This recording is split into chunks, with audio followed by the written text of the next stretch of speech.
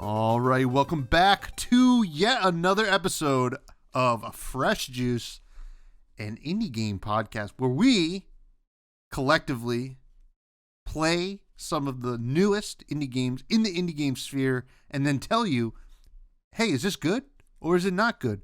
And today, as always, I am one of your hosts, Tommy Fresh, and joined on the other side of this screen, of this mic. Who is it? It is Matty Juice. What is up, everybody? It's great to be back. Another week, another game, another review. I'm feeling fresh. I'm feeling juiced. I'm ready to go. I'm good. hell yeah. I'm feeling fresh too. I'm always feeling fresh and juiced. I'm feeling like we're going to have another great episode. We had a banger last week. We played the Norp Apolog. Please, if you haven't watched that, go back and watch it because that one was a lot of fun to talk about. And, you know, hopefully a lot of great things. I think not even hopefully, a lot of great things happening for that game ever since we put out the episode. I know that correlation is not causation, but I mean, who's going to tell us otherwise? Right. But And history was made. Fresh Juice history was made on that episode. So make sure you go watch it. Norp. But yeah, go check that out. But also stick around and listen to this one first because, well, we're just two bros having a little podcast, and it's a lot of fun. So, Matt, how was your week? It's good. Saturday I went to Golf Simulator, which was cool. They had like a little kind of like a mini golf thing outside the simulator room that like had a projector and like it had mini games, like a mini golf mini games. So we played like some pong, which was cool. So you just kind of hit the ball into like the little projected circle and it goes away, just like beer pong. So that was kind of neat. That was nice. Sunday, less fun that day, watching the Eagles just get stomped on. But hey, I was able to root for the Packers, so I'm happy. Happy they made it in as well. And overall, it was a fine weekend. But man, I got to tell you, it's Monday, and I'm feeling like it's Wednesday. Like today, just like I'm exhausted. Like I don't know what happened today. I didn't even have like a lot of meetings or anything. I just like I guess I was just doing a lot. So yeah, I'm just wiped. But how you doing? I'm doing all right. I empathize with you. That was brutal. The Eagles playing yesterday. I mean, hey, we lost to the Giants too, and I know how it feels to lose to the Giants. It sucks, but I am happy that the Packers did win the last game against the Bears. We made it into the playoffs. We've beaten the Bears 10 straight times in a row, which is crazy. That's crazy. Doesn't happen in a lot of divisions. So yeah, Aaron Rodgers used to own the Bears. It's been passed on to Jordan Love. He's the new owner, and all is right in the world. We've exceeded expectations. This is the rebuild year. We made the playoffs. We're the youngest team ever to make the playoffs in NFL history. I know we talk a little bit about football. It seems like because we always record on Mondays, so it's like it's pretty fresh in our mind. But it's just wait till it's not football season, and then we won't bring it up at all. We won't bring it up at all until next fall. But it was pretty cool. But I had to travel for work this weekend, so it was like one of those. Just like I don't know, I'm a little tired. I had a all day sales meeting, drove 2 hours home. From the brewery I work at, but I'm ready to talk of some indie games, right? I've been itching for it, especially after last week. We had a lot of fun, and we're on to like what episode 14, 15? 15, I think it's 15. Honestly, it's at the point where I'm losing count, which is a good thing. That's a good thing. We just keep pumping them out.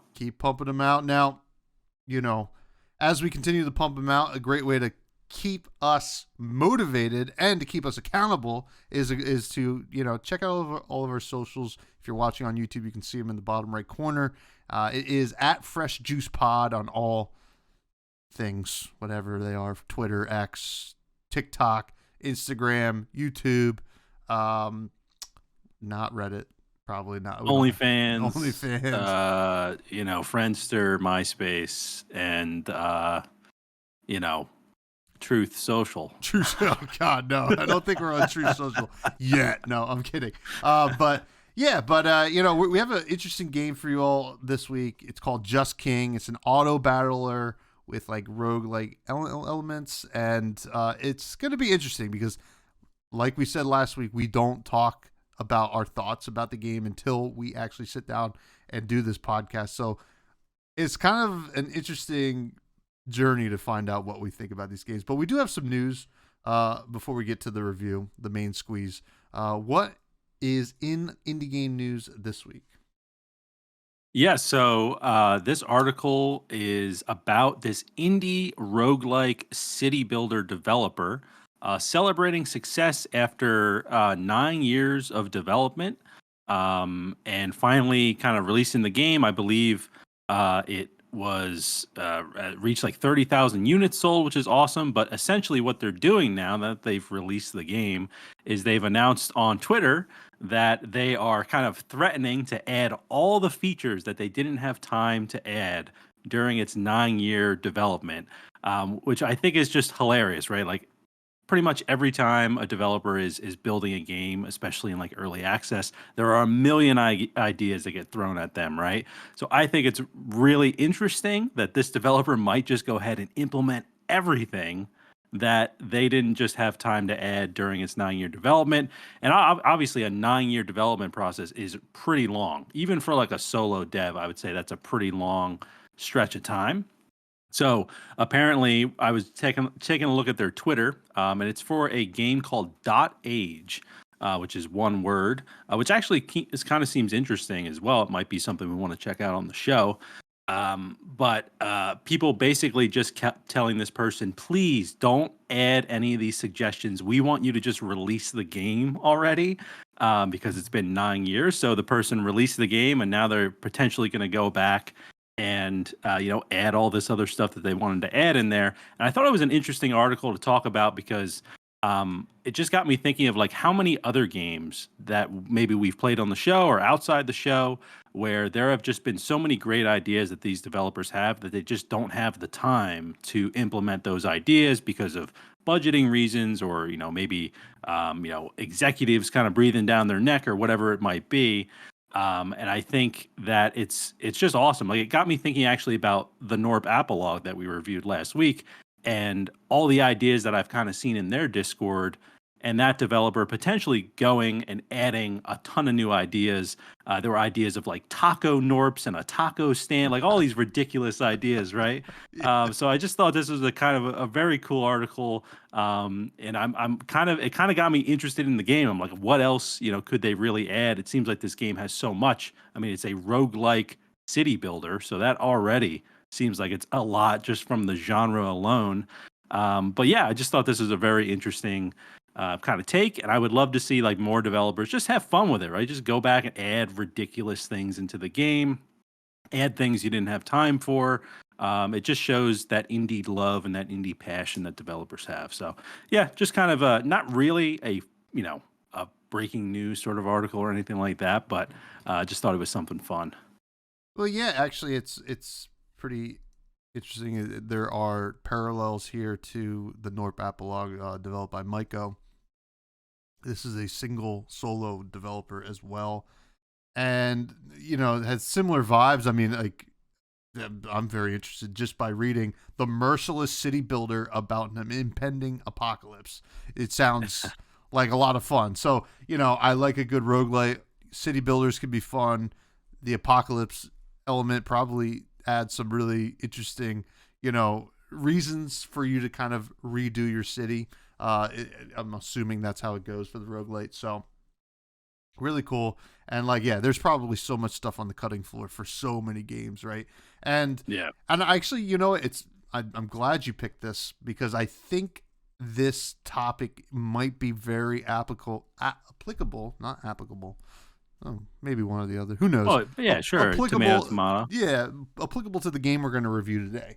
And that's very interesting. It's almost like perfect that you picked this. I did have one other bit of news that just kind of relates back to, was it last week we talked about Xbox doing the AI art? Magic the Gathering just did it. Yes, I saw that. I saw that. I should have added that in here. I did see that. Yeah, well, That's insane. I know they did it, and then they denied it, right? Yeah. And then I think it was today, or like actually it was like last night. They came out and were like, "Oh, actually, we said that it wasn't, but it actually is. We're sorry." Which, whatever. At least they admitted they were wrong, but also, I don't know. Why did you deny it to begin with? Which is like you looked at like the, because it was basically they were showcasing some alternate art, dual lands. They're just cards from the game, and they superimposed them on this kind of like, I don't know, not landscape, but it was like in a room. Yeah. It was like a steampunky room that was AI generated, but it was touched up a little bit. But they missed some things. Like you look at the light bulb, and like there was two different, whatever the heck the little squiggly thing is in a light bulb. It was two of them on top of each other. Yeah, filament. And then also the there was like a gauge. Like the gauge. Yeah. The gauge was like didn't make sense either. So like it's just funny. I mean, it's just so relevant. It's going to keep happening, and this won't be the last time that Magic does it. I don't think. They're just going to be really careful about like checking over everything that they put out, and also like it's funny. Somebody brought up the point was like when they denied that it was AI art. Like, well, why wouldn't you say who did it then? Right? Yeah. Like what in that tweet, like this is not AR. Who is it then? Like it's like, somebody. Yeah, I saw like they were like, yeah, you've only been putting like giving like the artist credit for a decade, and now you're not doing it. So like that's a clear indication that there was no artist, right? And it's funny you bring that up too, because I actually just saw that Disney got caught doing it. And Disney, I mean, they're known for animation. They're known for, right, like hand-drawn art and just incredible animators and artists. It's just blowing my mind. Like, also I saw Wacom, WACOM, like they make like the tablets and also like kind of like the stylus for artists. They've been making that sort of stuff for years. And they released like an image on their Twitter or something like that was made by AI. And it's just like, do you even understand who your audience is at that point? Not that this is, becoming like an AI bashing podcast, but it's like, know your lane with all these people, right? Like know that with Magic and with Xbox, these are all art forms, right? In a way, you can't be relying on AI for all these things that you used to rely on artists for. It's okay if it's a new endeavor and maybe you're trying AI with that, but don't change the way that it's always been. Yeah, that's my opinion. Yeah, no, I understand. I mean, like art is a form of expression, right? That's what it is, right? And AI and we said this last week, AI can be very helpful for a lot of different things. And I won't even get into the world of trouble that Midjourney is about to be in, because I don't know if you caught that as well, but basically to sum it up is that there's been proof that they were laundering artist work to feed that algorithm Midjourney uses, and in their Discord, in the like developers Discord of Midjourney, they were like, yeah, well, we'll just steal it. It's like, what are they gonna do? And like there's screenshots and all this stuff. So like there's gonna be a huge class action lawsuit for any artist that like had any of their stuff stolen. And and eventually there's gonna be, I mean, I would be worried if I were them, because I'm sure they stole stuff from like large studios like Disney and DreamWorks that like kind of fed into it as well. You're playing with fire, right? It's a classic like St. Elmo's fire kind of situation where like you don't need to go steal that. Like do it the right way and like you'll get respect. But I don't know. Yeah. It's uncharted territory, and hopefully this means people will learn, especially like Hasbro or WotC, Disney, Xbox. When the lashbacks happen, you just hope that they say, okay, it's just not. This is not as easy as it is, and how much money we save by doing it. It's not worth it because it's going to hurt our bottom line in a different way, right? Yeah. So that's absolutely it. Wild. Yeah. I hope this is the last time we talk about it, but unfortunately, it'll It probably will come not up be. again. Yeah. But very interesting. Now let's talk about Just King, the game that we're reviewing this week, which is on Steam for only $3.99. It's a pretty cheap game. I think we did get it on sale for $2.99 at the time. The keys were not given to us, but we would still tell the truth about this game if it were the case. But it is, as I said before, an action auto battler with roguelike elements. Assemble your party to venture into different lands, fighting fearsome kings and their deadly armies. Use your loot to hire and upgrade mighty heroes or the Bard. Being a Little Thing is developed by Vish and published by both Vish and Indie Arc, and currently only available on Steam. Let's talk about the gameplay. Just King. Tell me what your thoughts were here.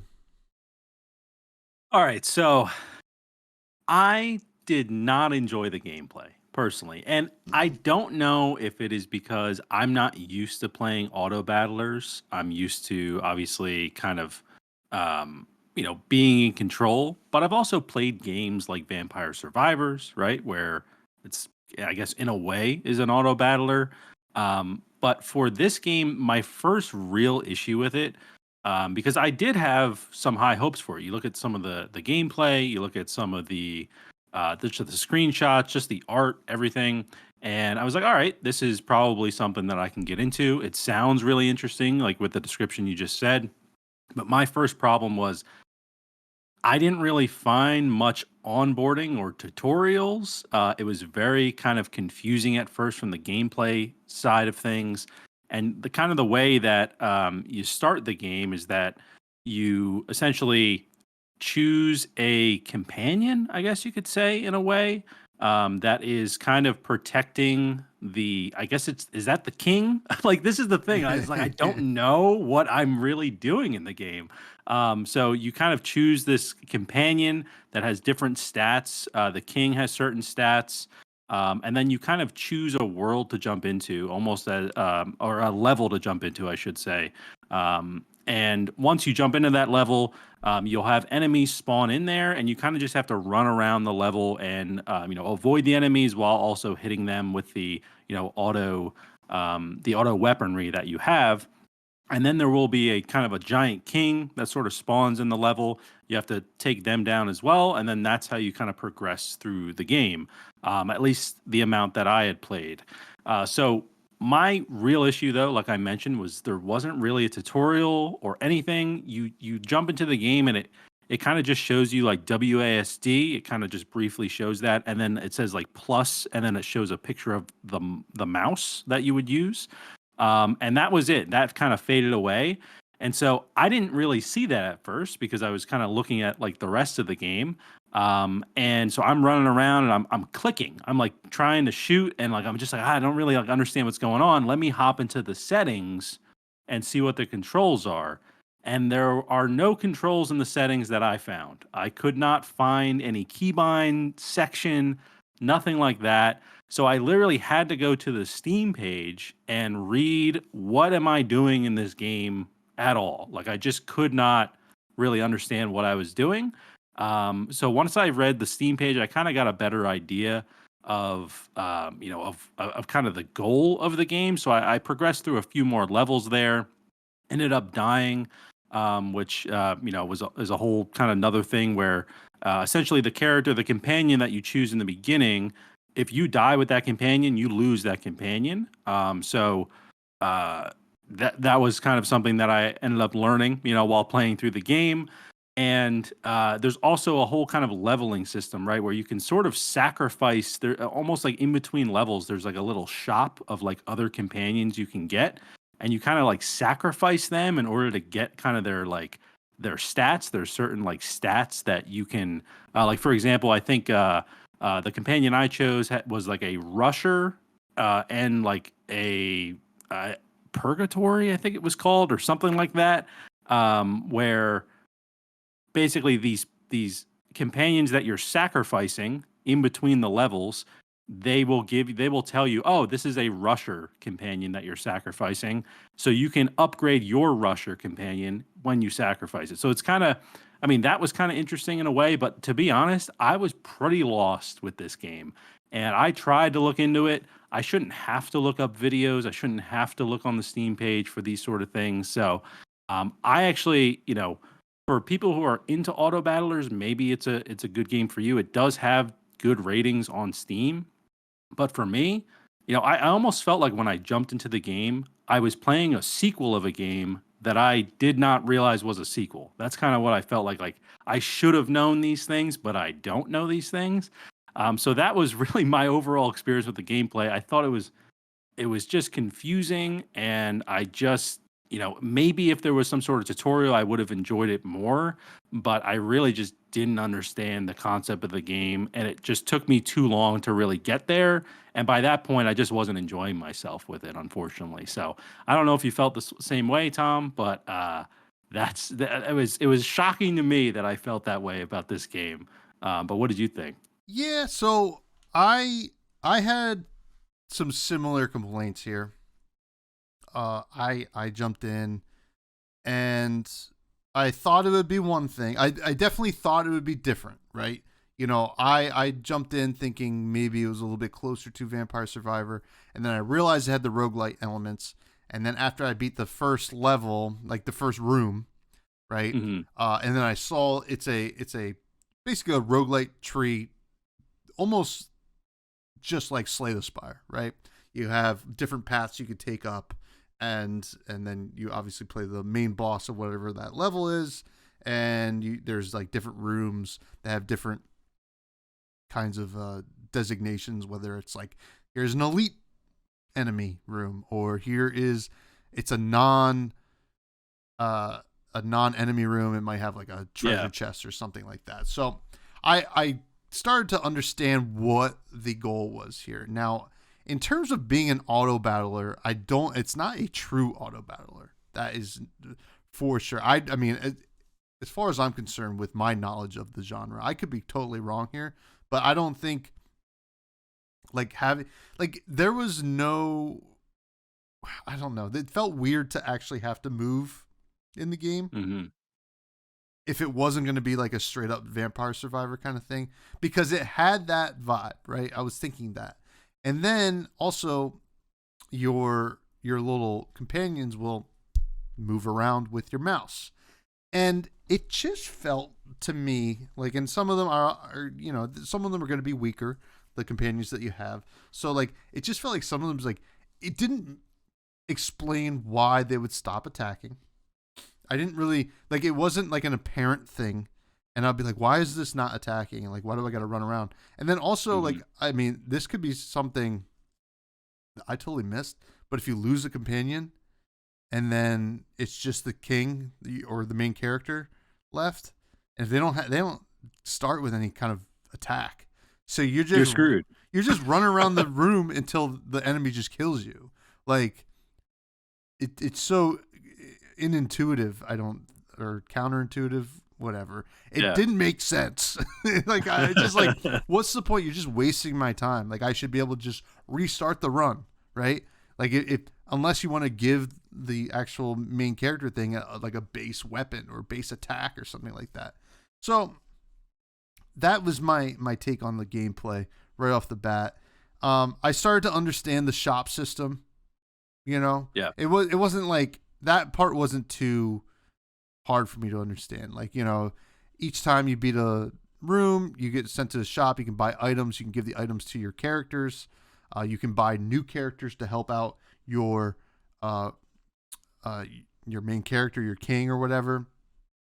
And then you can also trade in, like you said, you can trade in your companions to get tokens, which the tokens can help upgrade the other companions that you might get, whether that's letting them have more items or upgrade their abilities or something like that. Kind of not for nothing, a kind of a cool system, upgrade system. I kind of thought that was smart, or not smart, but like, it was like, that was neat. I think that's like a cool way you like cash in like a companion that's not useful for you anymore, just to like try to build up your other companions. But all that being said, the gameplay never got more fun than I almost, And this is why I wanted it to be like what I would assume is a true auto battler, where maybe I just got to click, right? Or maybe I just have to move. I shouldn't have to move and rotate my guys, in my opinion. And then then I could just jam through these rooms to get to the shops, and like just, I think maybe the true enjoyment is upgrading these companions, getting new ones, and seeing how far you can take them, and kind of like strategizing about changing out the companions and getting new tokens and stuff like that. But the base gameplay was not good enough, in my opinion, to get me to want to actually explore that, if that makes sense.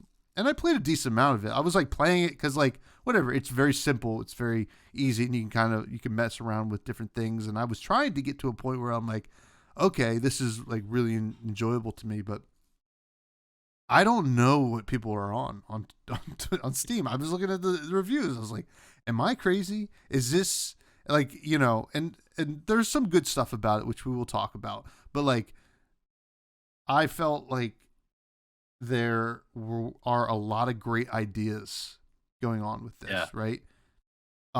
It has the depth, but not the follow through. It doesn't have the execution, in my opinion, at least from the gameplay standpoint. And that's my story, and I'm sticking to it. Now, speaking of story, was there any story to talk about? I mean, it is a roguelite, so like that can go either way sometimes. Yeah. The only story I really came across was sometimes, or well, not sometimes, but there are certain levels, like you were mentioning, like certain kind of rooms have different purposes. So you would sometimes enter a room and there would be kind of some text dialogue there, and it would give you a choice of what you want to do. I think like one of them that I came across was like, do I want to run, or do I want to like fight or something like that? And if I don't know what happens if you choose the wrong one, or if there even is a wrong one. But there was, I guess, technically some story elements there with like whatever that text dialogue is.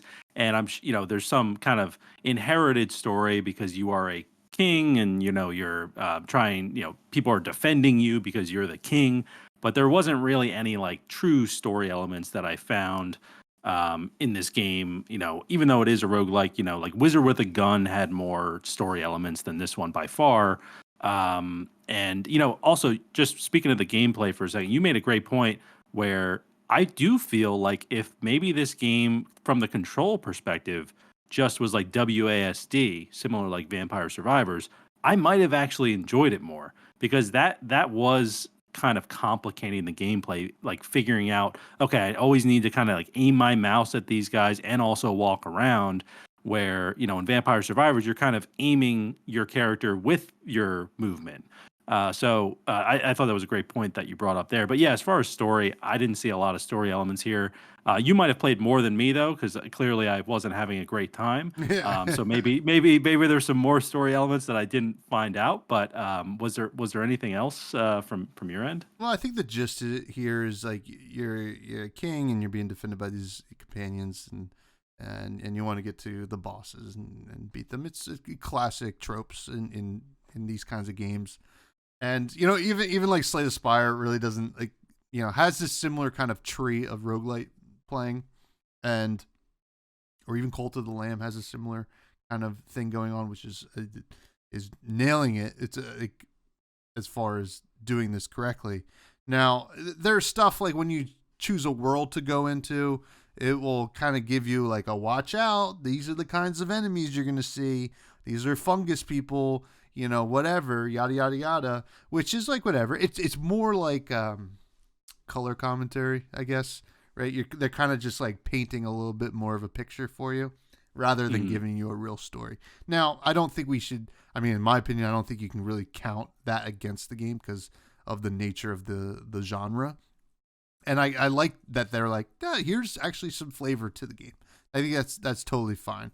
But it's nothing resembling a coherent story, that's for sure. Yeah. So, but the visuals are not unique, but they're interesting, and I'm interested to hear what your take is on the visuals. Yeah, I actually thought the visuals were fine. They're kind of like these little sort of pixel sprite characters that they're kind of cute in a way, right? Where they kind of have like these big sort of eyes, and I thought the art also for like the levels was fine, and like the enemy design, was fine. Yeah, like you said, like there's a good amount of depth with this game, and that also kind of rings true for the art, where like I felt like a lot of the stuff that I saw, the different types of enemies, like they were unique in their look. They're all kind of cute and they all kind of follow the same sort of body type in a way, but they have different things on them, different colors, all that sort of stuff. So overall, I thought the art was good. The backgrounds for the levels were interesting, had a little bit of depth to it. I wouldn't say it's anything like incredibly unique with this game, but overall, I was fine with the art. It didn't really exceed my expectations, but it didn't fall short of them either. It was just kind of okay. This is what the art style is. Like I can deal with that. Like this works for me. But yeah, that was about it when it comes to the art. What about you? Yeah, I am a pixel slut, that's for sure. I love some pixels, right? And I enjoyed the character design, the sprites. I think it was fine, and it was like, whatever. It's kind of refreshing to see some nice sprite art. But I will say the I don't know if you call it like the UI of the menus Yeah. was, in my opinion, atrocious. It was so messy. The font was brutal to Mm, read. That's for sure. And I think some of the backgrounds were nice, but which is what I don't get. Like, why are the backgrounds nice, but like you had to make everything else spritey? Like, there yeah. should be some kind of accessibility here, right? Like where I should be able to read it. Like maybe I just can't read, but I think I can. And I'm like looking at it, it's just like jarring. I found a lot of the menus and the interface to be very jarring. So like while I enjoy the sprites, I couldn't, because like I said, the best parts of this game were when I was in the menus and the shops and stuff like that. And like it Yeah. was just brutal to look at. And I'm like, oh God, like I can't even really truly enjoy this. I don't think the enemy design was that great in my opinion either. I felt like that was a little bit more lazy. And it was just like the kind of same thing with the companions, where it's the same kind of model that they just kind of made very Mm, boring, rather than like these companions that they make really interesting. And like I think there is something to be said about that. Like I think this is why people like the game, is like you get to kind of collect and upgrade all of these.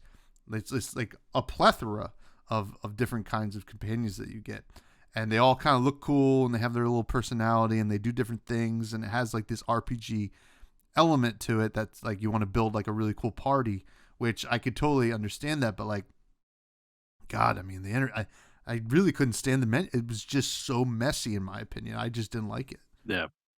Yeah, yeah. You brought up a good point, like about the menus, and I was remembering, like with the shop, I was very confused at first of just like the way it was laid out. I was just like, all right, I don't really know. I think there were some tool tips there in the very beginning. I think that kind of just talked about like how you can like sacrifice like those heroes or companions.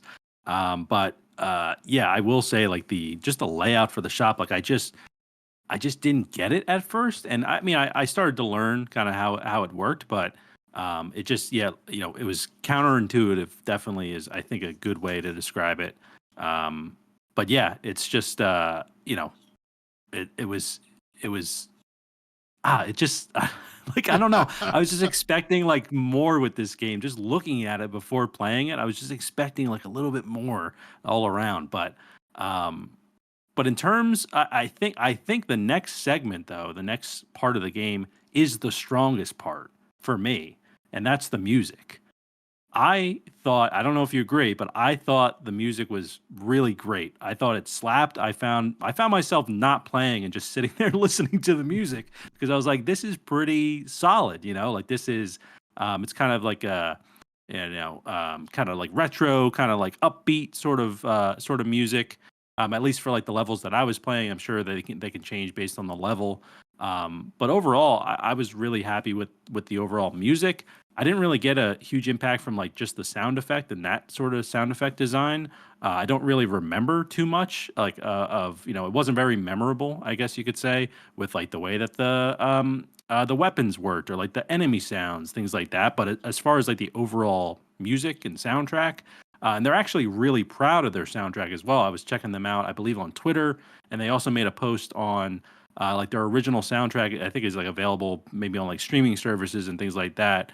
On Steam, they were talking about it, so they are very proud of it, and I thought it was really great. But unfortunately, I think that was the strongest part of the game for me, just overall. Yeah, I think I'm probably right there with you. I don't think that I was like this slaps, but I was like, oh, this is pretty good. Yeah, It's not offensive on the ears. It's video gamey, like it's yeah, very upbeat and it kind of it made sense with the whole vibe. It really was the thing that I mean, if it was just a black screen with that music and the sprite characters, I think I think I think it would have been a really good game. Like I don't think that like it's one of those things. Is like take out like all the other nonsense. I'll just watch these guys run around and listen yeah. to the music. Like I think that Auto battle. and auto battle, and then I'll upgrade them sometimes so they look cooler or something like that. Like I Yeah. think that is maybe what I was looking for here, and I think the music was good, but I don't think it was like the best, but it was like is far and away the best thing about the game. That is for sure. I Yeah. totally agree there. And Yeah. I mean, there's something to be said about that. But when I get to my final rating, I'll kind of make a point about why. And almost similar to Wizard with a Gun in a way. I don't think a game could be solely carried by the music, Yeah. as good as it is. But Now, I don't think that like this game didn't reach levels of Wizard with a Gun yeah, soundtrack. Like that was something really special. mm-hmm. So I just want to make that clear. Yeah, Like yeah, yeah, yeah. there are different tiers here. Like for the listeners, like I thought the music was great. I was bopping to it a bit, but Wizard with a Gun is it's just another level when it comes to the soundtrack. But definitely the strongest part for me. And in terms of performance, it ran great for me. I mean, it's a $3-4 game. Not a lot going on, pixel sprites running around. So I didn't have any issues with performance. But what about you? No, neither did I. I mean, I would be concerned if I did, but you Yeah. know, it is it's very low maintenance. So, hey, I mean, we definitely gave our opinions on this game. So, like, let's get to our final ratings. And for anybody who's just tuning in for the first time, our ratings kind of go from they're all grocery store themed. We're fresh juice after all. So, from the top, you get certified fresh juice, your Norps of the world, your, I mean, your Cocoons of the world, your Dredges of the world, etc. A Steel, it's great for the price. Like you'd be like crazy not to buy it. That's how good it is. But it's not quite the greatest game ever. But it's still very good and very worth the price. These are games like, I think Leica, Age Through Blood was like, I was a little bit higher on it, but that's where we kind of landed on it. Games like that, like just good games that like you're not going to be unhappy with. Then you got Get On Sale because, it's good, but is it worth the price? Probably you should wait for it to go on sale. These games are a dime a dozen, and they tend to actually have a second life in when they become a little bit cheaper. And then you got your manager special, a deep sale, right? It's like almost free. Like, like sure, if it's a free to play game, you should play this game, or something like that. But and then finally, spoiled milk, which is what nobody wants. It's spoiled. It's the opposite of fresh juice. You don't want spoiled milk. Now, Matty, juice. What did you give this game? Yes. So I gave this game, I gave it, even after everything I've said, I gave it a manager's special. All right. It was close to spoiled milk for me, but the only reason it wasn't is because I'm not super familiar with this genre. And clearly people are enjoying the game. So I don't want to, kind of say that this is just an awful game and it's spoiled milk just from my perspective. And I also, like you mentioned, there is a lot of depth in the game. There was definitely, a lot put into it. I'm looking at their Steam page here. There's like over 100 items. There's 33 heroes, 5 zones. Like clearly, they didn't. This isn't just like kind of a crap game in my eyes.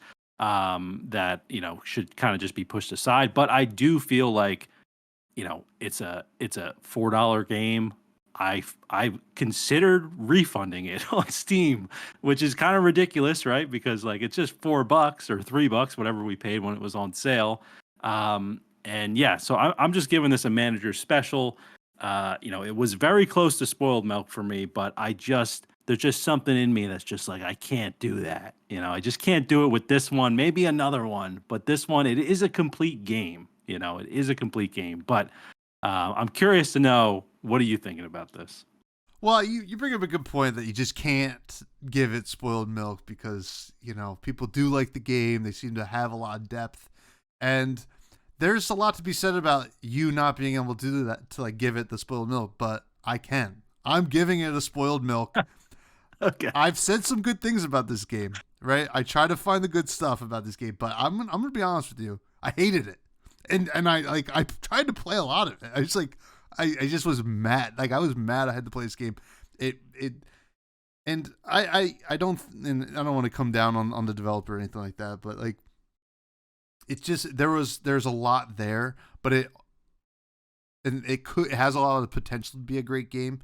But my issue with that is all the good stuff there is stuff I've gotten elsewhere, right? Yeah. Like where this is doing it half-assed, in my opinion, and lower than half-assed. Like you sure you nail the music. The music's fine. I like the sprite art, but like some of it was unlookable at. That's not even like a real thing to say, but like I could not look at it. I just did not like what I was seeing. And then the actual gameplay, like I should want to go into the next room in a roguelite. And I didn't. I was like, that is the worst part of this game, and that's what this game is. So like I don't think I could actually recommend anybody get this game to me. And I know people are enjoying it. So like it doesn't matter if I give it a spoiled milk, but it's a spoiled milk for me. It made me angry. I don't know what to say. And like, could you imagine if it had the music from Chesserama too? Oh, I mean, I would have God. punched a hole through my monitor. So like, Yeah, that. Oh my God. Yeah, no, I mean, I get that too. And like, I just want to make it clear for the listeners and everyone out there, like, these are our opinions, right? And if the developers are listening, like, obviously, we want you guys listening to try it for yourself, right? But we're just trying to kind of guide you maybe a little bit just based on what we like and what we prefer. But I was this close with the spoiled milk. So we might have had back-to-back equal kind of ratings there. And Tommy starting the year off strong with the certified, and then with the spoiled milk, you're going the whole spectrum there. Listen, the whole spectrum. my New Year's resolution, I'm coming out swinging. I mean, it's either a hit or it's not. But you make a good point. Like, these are opinions. If you want to, it's a very cheap game. You can definitely try it out and not feel too bad if you feel the same way as us. But you also might be one of the people that are really enjoying it. For me, it was a spoiled milk. It was close for you. Manager special. These are low ratings, but it's part of the podcast. If it's shit, we'll tell you. All right. Like we're not going to glaze anybody. Even if the game's given to us for free, we're not going to, if this was given to us, this was not going to be like some get it on sale or something. It was always going to be these ratings. So, but very interesting. Yeah. I was wondering if you were going to feel the same because I know you really like Vampire Survivor, right? Yeah. And I play a little bit of Vampire Survivor, but not that much. So like I was wondering if you're going to come in a little bit higher, and like you did, but not really. Like I was wondering if you were going to give it a little bit more, but I'm glad we're a little bit on the same wavelength.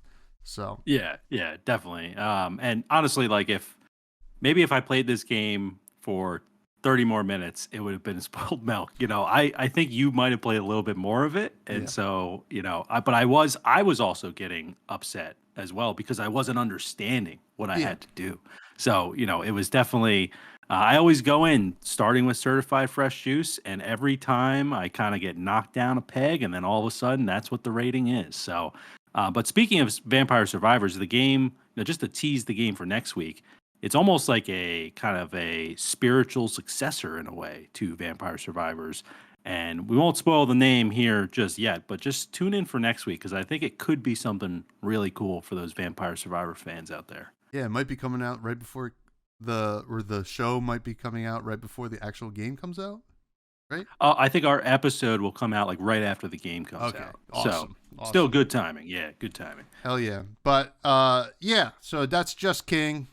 We got a manager special and a spoiled milk, and hey, it is what it is. Well, hopefully next week is a better week for us. We have to play the games, so Yeah.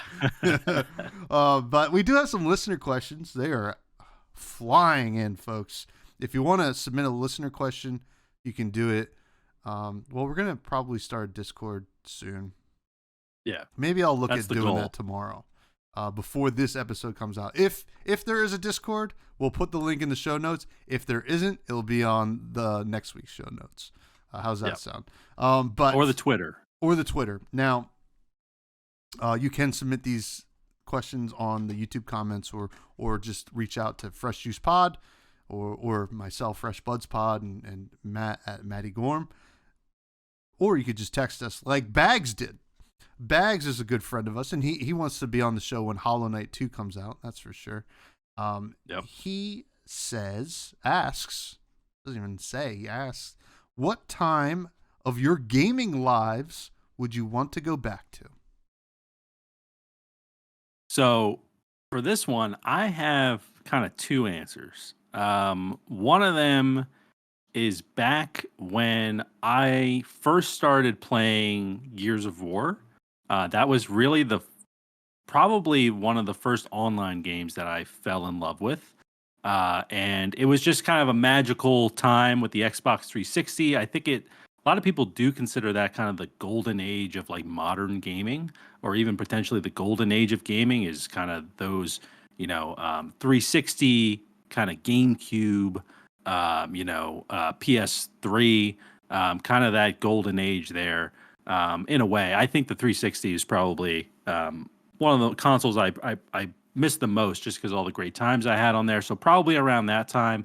But also something a little bit more recent is actually like when Elden Ring came out. I believe that was in 2020, I think it was in 2021. Yeah. Whenever it was, everybody was working from home. Me and the boys hopping on Discord, like 8 of us on there. Everybody's playing Elden Ring. We're all streaming it. We're like, dude, where did you find that, boss? And like all this stuff. It was such a great time. It's such a great, it was a relatively small window, but compared to kind of the Xbox 360 window. But I had such a great time gaming during that little window there. And it's really something that like I didn't expect to happen. I think that's why I liked it so much. Was I was just like, wow, like I was just thinking I would just play Elden Ring solo, and then all of a sudden that game blew up, and everybody's home at that time, and it was just like almost like the perfect storm. So probably those 2 times would probably be my like top 2, times of gaming that I would like to just go revisit. What about you, Tommy? This one's a little bit hard for me because there is one in recent memory that, I would like to go back to that time, but not really. The first one that came to mind was the Animal Crossing New Horizons, which was awesome, right? Everybody was playing Animal Crossing. We were all like, oh, what's the turnip prices this week? You want to come over to my island or something like that? But on the downside of it, it was during a global plague, and we couldn't leave our houses. So, yes, that would be awesome to go back to just the Animal Crossing part, but maybe not the plague part. But the next thing that came to mind, there's a lot of great times I've had. my time with the GameCube, right?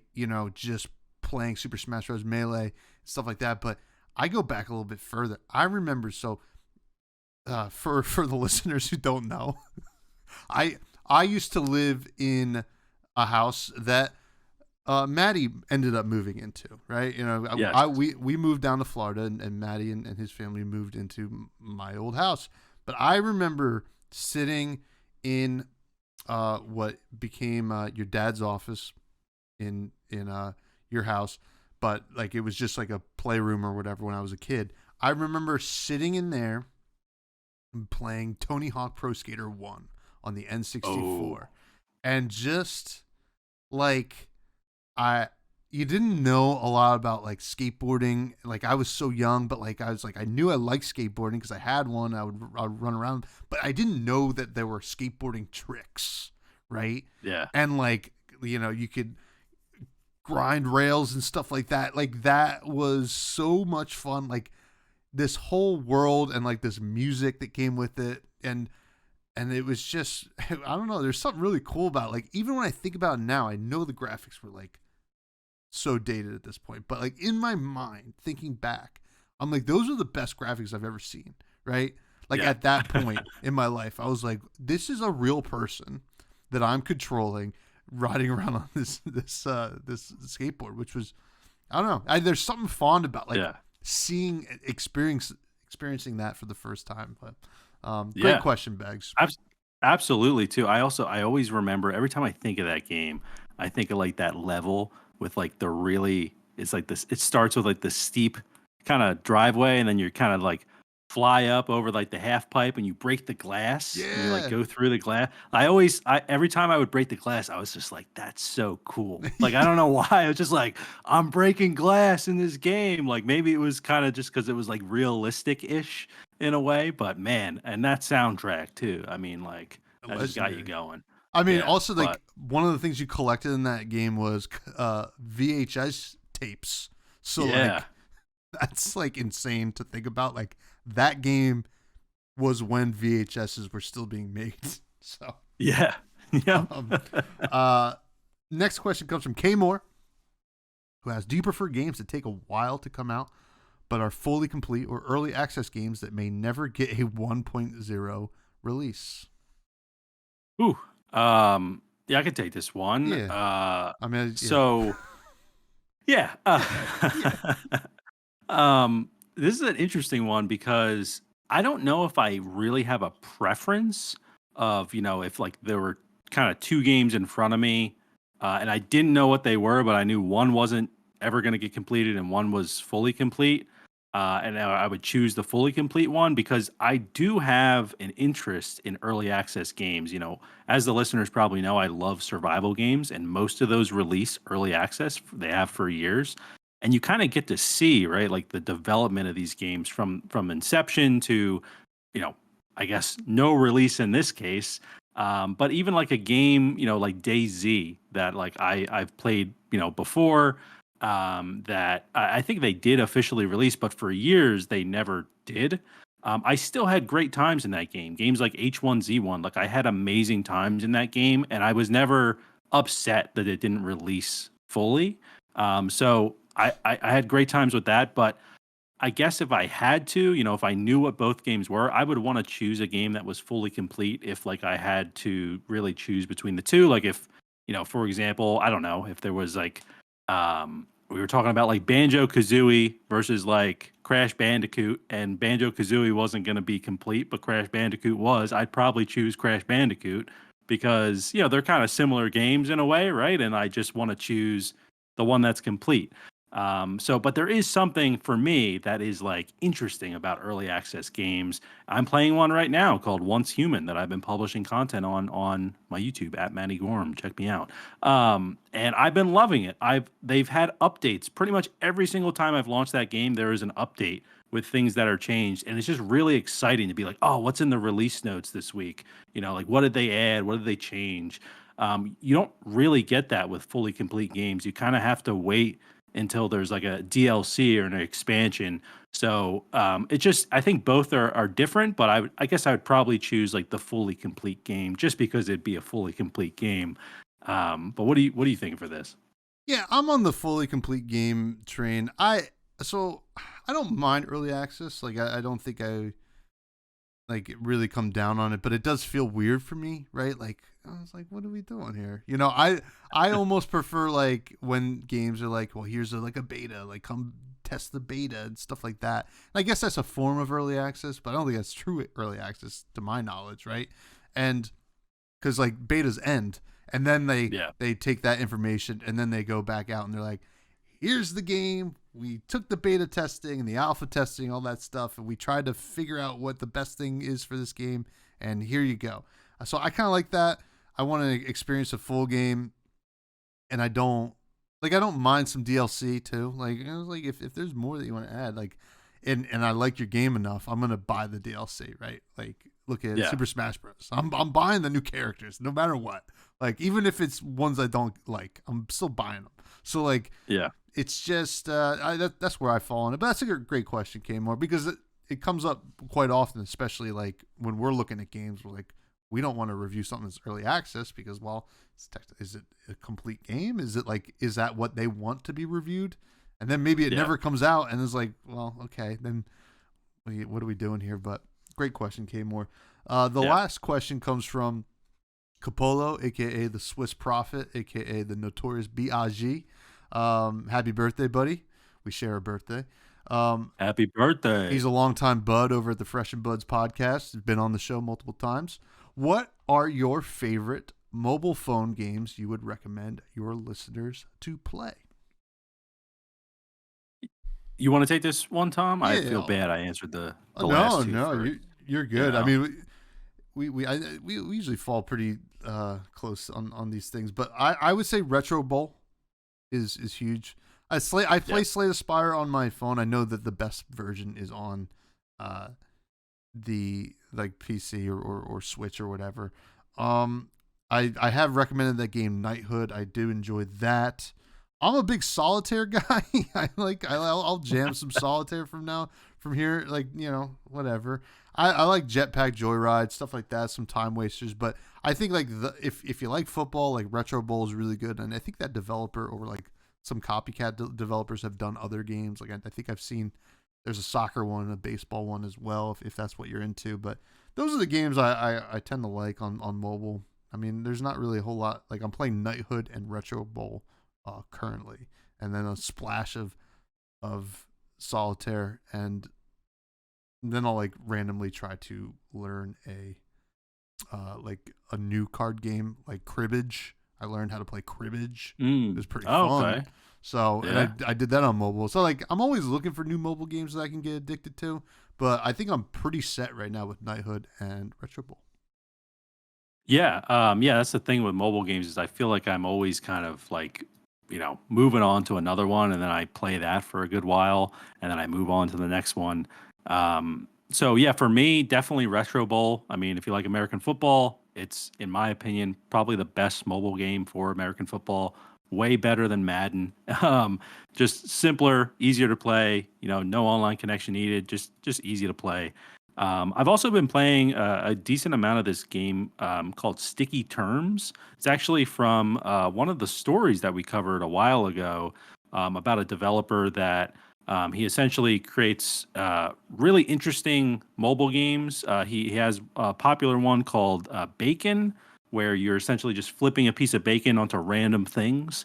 So it's not, I mean, it's kind of a game in a way, but he also creates this game called Sticky Terms, where essentially you're each level, it's a very kind of simple and minimal looking game. Each level is kind of these broken up words that you need to like rotate and kind of combine together to actually form the word.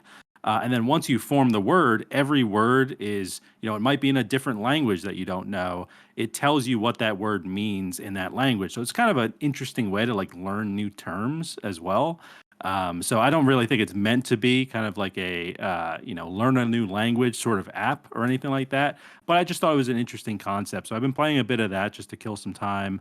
And then also, I know I mentioned like I have the Backbone like controller for my phone. So I mean that kind of makes it in a way not really like a mobile game experience. But I've been playing like Rocket League Sideswipe on there, which is a really cool like 2D version of Rocket League that I've been enjoying quite a bit. But probably the game that I play the most is definitely Retro Bowl. And probably another game that I played a good amount of was Ding Dong XL, which I know was a long time I ago. do remember you That's a playing that. Yeah, that is a super simple game where you're basically just have a ball and you tap the screen and the ball moves to the other side of the screen and there are flying objects that are kind of coming past it. So you need to basically move in between all the flying objects. But you have to do it kind of quickly, otherwise, like the ball explodes if you're sitting in one place for too long. So that was a really good time killing sort of game for me. But yeah, those would probably be my recommendations. Yeah, Ding Dong XL was like a really unique take on Frogger in a way, which I thought was Yeah. kind of cool. Shout out Frogger. I love like OG Frogger. And there was like Oh a old, yeah. do you remember the old PC game of Frogger where it's like 3D and you had different levels? Yeah. That was Yeah. that was legit. That game should have won So Game of the good. Year this year. That game was Frogger's awesome. hard too. I Frogger? think Frogger is like underrated as like how difficult that game can be. Yeah. It's tough. I struggled when I was a kid. I still struggle playing Frogger sometimes. Yeah. Yeah. But shout out Frogger, which actually that's another great mobile game, Crossy Roads, which is a Yeah. Frogger evolution. I do love that game. We do have one more thing before we go. The Rec Room. The Rec Room is where we recommend something that maybe isn't an indie game, could be, for you all to enjoy. What do you have? I'm really interested to see what this is that you have written down here. I knew you would be. So this is I actually kind of have two recommendations. One is a game and one is a show. This one that I've written down here is actually something that Kmore showed me. So shout out to Kmore. Thanks for the listener question as well. And it is within Fortnite. There is, people can create their own game modes and their own kind of games really within Fortnite, totally for free. And he kind of messaged me and he was like, "Hey, like, can you hop on some Fortnite? I want to show you something. I want to hear your reaction." So we hopped into like a little voice chat, and he just gave me this code that essentially loads this game mode in there, and it is a 2D top down gauntlet, like old school gauntlet. But it's like Fortnite characters, and it's not super in depth like Gauntlet, right? It's still kind of a work in progress, but it was really cool to see. It Oh, was that's awesome. basically it is, you choose your class. There's like four different classes. You got like the warrior, like the ranger, the wizard, and I forget what the fourth one was. Um, and everything like the weapons that you're using are like Fortnite weapons, but the wizard, for example, has like this gun that essentially shoots like magic missiles out of it. So it's kind of like, like you're actually a wizard. And it is pretty easy too. But you're kind of running around these levels, collecting keys, collecting coins, and to get to the next part of the level, you need to collect a certain amount of keys and a certain amount of coins to open the next door. So it was kind of interesting. Like there's ice levels that like you're sliding around. There's just kind of regular levels where you're just kind of running around on regular stone floors, and then there's kind of like these bonus levels that are just like all coins, which is like obviously makes me think about like Gauntlet Dark Legacy and old school Gauntlet. So it's just really fun to play, and it's definitely something I'll keep my eye on because apparently they're working on like adding a lot more to it. So it could be something I do on stream, and maybe we play together at some Yeah. point. But it is very early. It's not a lot of depth to it, but it was just really exciting. So I figured recommend it to the listeners out there. Search for it on the Fortnite whatever directory. It's I think it's called 2D Gauntlet on there.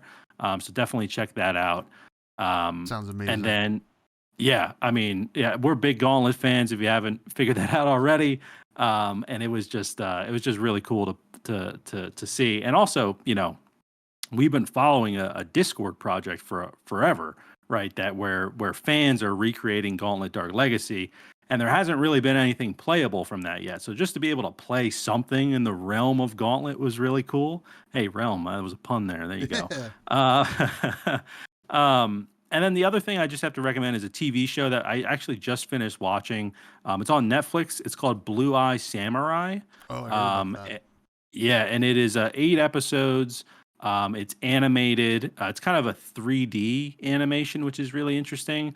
But in my mind, it's like a samurai John Wick that's animated, and it is like a revenge story. It is really great. Like it's just it's got some boobies in there, which is cool. You know, What? animated boobies, but it's also got animated dongs, you know, all that stuff that you want What? in a show. You Is know, that what I um, want? I don't know. well, Maybe they're it animated. is. You know, Okay. Who knows? Maybe I'll check But it it out. is, but yeah, it really is a great show. So I definitely recommend checking it out for the listeners out there who have some Netflix access. Sweet, sweet, sweet. Well, I'm interested in both those things. I'm going to be honest with you. So I'll be checking them out. I will say that. But what I am recommending actually is not is going to be a card game. Not unlike it will be most likely packaged like Uno or Sushi Go or games like that, like small box. It is going to be called Thrive, and why am I saying going to be called? It's still in development. It is by this fella, Sasha Markovic. I hope I'm pronouncing that right. Who is a former Flesh and Blood developer, card designer, and who decided after his contract with them ended that he wants to design a game. If not now, when? Right. So he started designing a game called Thrive. And a couple days ago, I was reached out to because I'm involved in the Flesh and Blood community to play test this game on Tabletop Simulator with myself, a friend of mine, William Knuckles, who has a YouTube channel called Table Pit, and my friend Pat Shaw, who has a YouTube channel called Off the Rails TCG.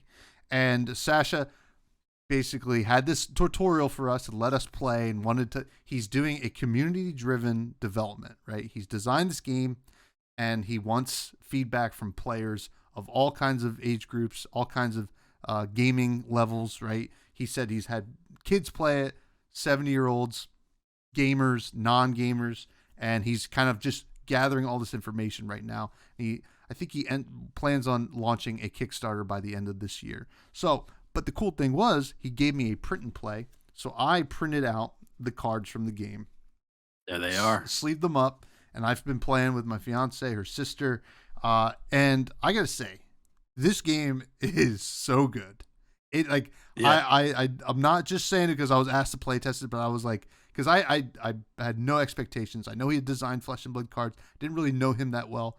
I went in and I was like blown away because it's so simple and has a lot of appeal for a lot of different people.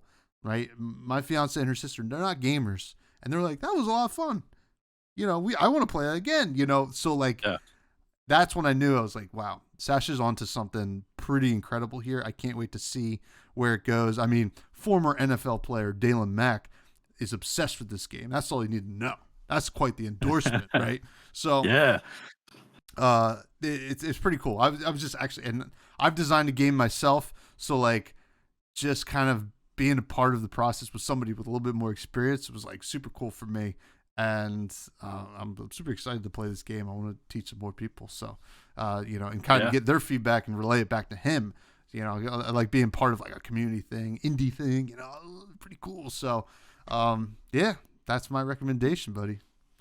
Yeah, no, that sounds awesome. You know, I did play the game that you had created, that you know had in development, and I know how much has to go into that, right? Because you have to think of everything, balancing and everything. There's so many factors. So to be able to play something that's currently in development that is enjoyable and you really see a lot of potential with, right? Is like that's really something like special. And um, question like how far along development do you think it is at this point? Like, do you think it's like right at the beginning and they're just getting feedback now, or do you think it's like kind of maybe like a focus group for a game that's like going to be coming out in the near future? It's been just over a year, I believe, Okay. since like the original idea, and he kind of put pen to paper, right? And the funny thing is, he's had like 30 iterations of the game, right?